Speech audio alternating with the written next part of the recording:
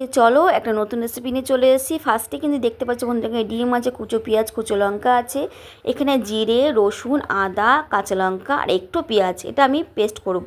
সরিয়ে দিলাম। এখানে একটা গোটা আলু সেদ্ধ করা আছে, ভালো মতো সেদ্ধ করবো আলুটাকে, ঠিক আছে বন্ধুরা। এখানে দেখো 2 চামচ কিন্তু বেসন আছে, দেখতে পাচ্ছ। আর এখানে 2টো টমেটো আমি কিন্তু কেটে রেখেছি, দেখো। আর সঙ্গে একটা গোটা পেঁয়াজ একটু কেটে রেখে দিয়েছি, এটা কিন্তু গ্রেভি করতে লাগবে। আর চলো ফার্স্ট একটা বাটি নিয়ে নিই।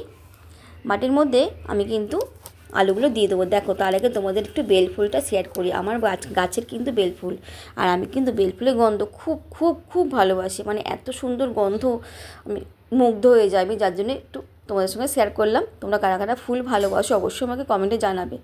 তো দেখো, আমি কিন্তু আলুটা ভালো করে ম্যাশ করে নেবো, আর খুব সুন্দর কিন্তু ম্যাশ করতে হবে, একটু জন্য কোনো গোটা গোটা না থাকে, তাহলে কিন্তু খেতে ভালো লাগবে না।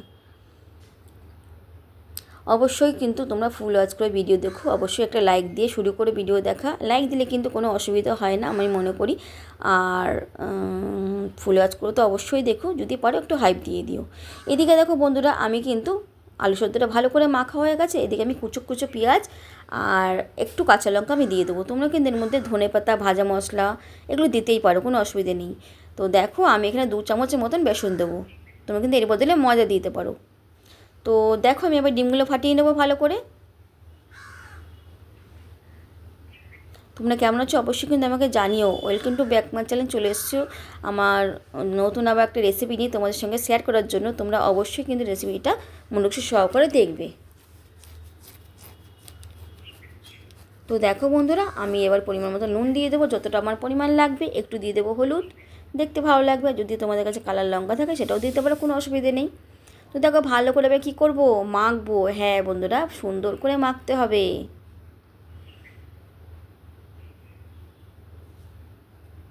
তো দেখো, আমার কিন্তু মাখা রেডি। চলো আমরা কিন্তু এবার ওভেনে চলে যাই। ওভেনে কড়াই বসিয়ে 2 চামচ তেল দিয়ে রেডি করে নিই।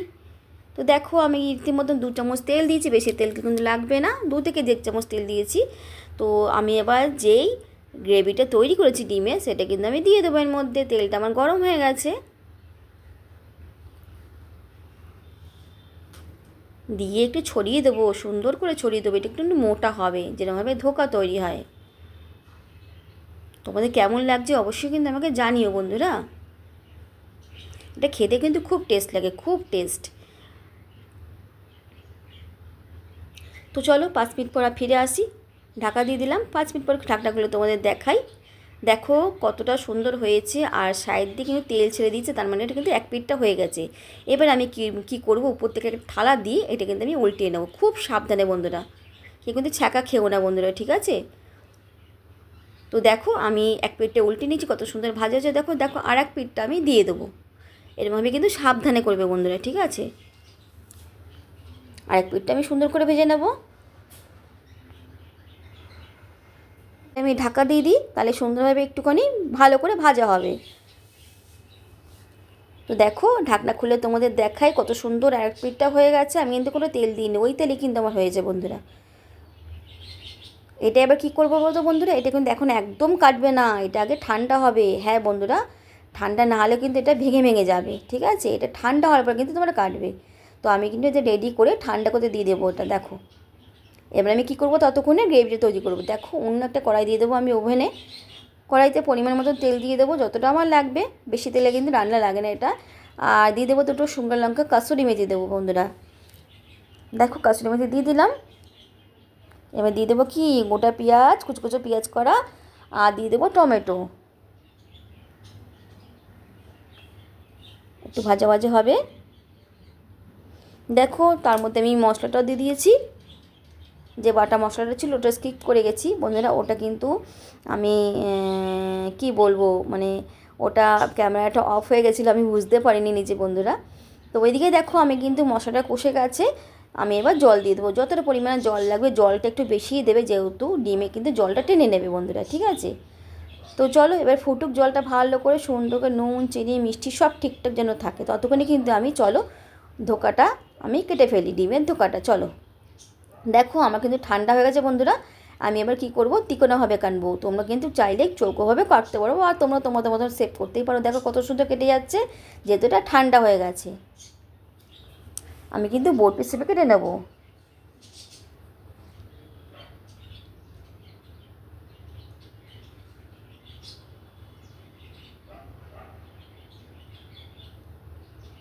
দেখো কত সুন্দর হয়েছে।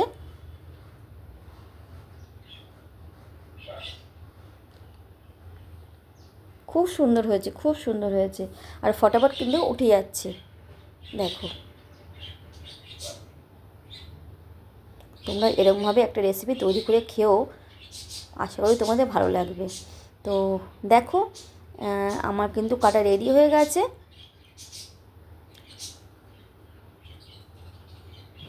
আর যারা যারা নতুন এসছো আমার চ্যানেলটিকে অবশ্যই সাবস্ক্রাইব করে বেল আইকনটা অল করে রেখে দেবে, যখনই কোনো নতুন রেসিপি আসবে যেন সঙ্গে সঙ্গে তোমাদের সঙ্গে চলে যায়, আর তোমরা সঙ্গে সঙ্গে ফটাফট দেখে শিখে নিতে পারো।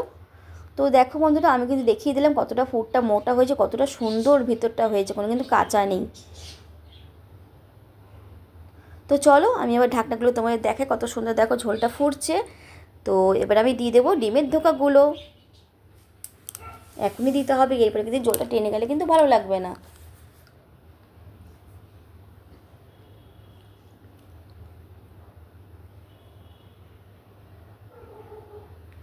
খুব টেস্টফুল হয়েছিল বন্ধুরা, জানো তো। আর অবশ্যই কিন্তু একটু গরম মশলা তোমরা অ্যাড করবে লাস্টে, ঠিক আছে? গরম মশলা দিলে কিন্তু একটা সুগন্ধ ছাড়বে আর আরও টেস্টটা বাড়িয়ে দেবে।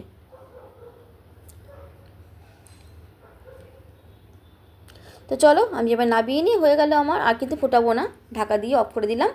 5 মিনিট পর ফিরে আসছি। দেখো তোমরা নিজেরাই দেখে বলো কতটা সুন্দর হয়েছে, আর এত নরম হয়েছে, সফট হয়েছে বন্ধুরা, তোমরা ধারণা করতে পারবে না। দেখো পুরো গরম গরম নামিয়ে দিলাম ডিমের ধোকা। তো তোমাদের কেমন লাগলো বন্ধুরা অবশ্যই কিন্তু আমাকে জানাবে। প্রিয় বন্ধুরা তো এত সুন্দর সুন্দর কমেন্ট করে, সত্যি আমি মুগ্ধ হয়ে যাই তোমাদের কমেন্ট দেখে। তোমরা এইভাবেই কিন্তু আমার পাশেই থেকো আর আমাকে অবিরাম ভালোবাসা দিও। আমি কিন্তু তোমাদের অবিরাম ভালোবাসা, তোমরা কিন্তু আমার একটা ফ্যামিলি। এই ইউটিউব ফ্যামিলি কিন্তু আমার নিজের একটা ফ্যামিলি বন্ধুরা।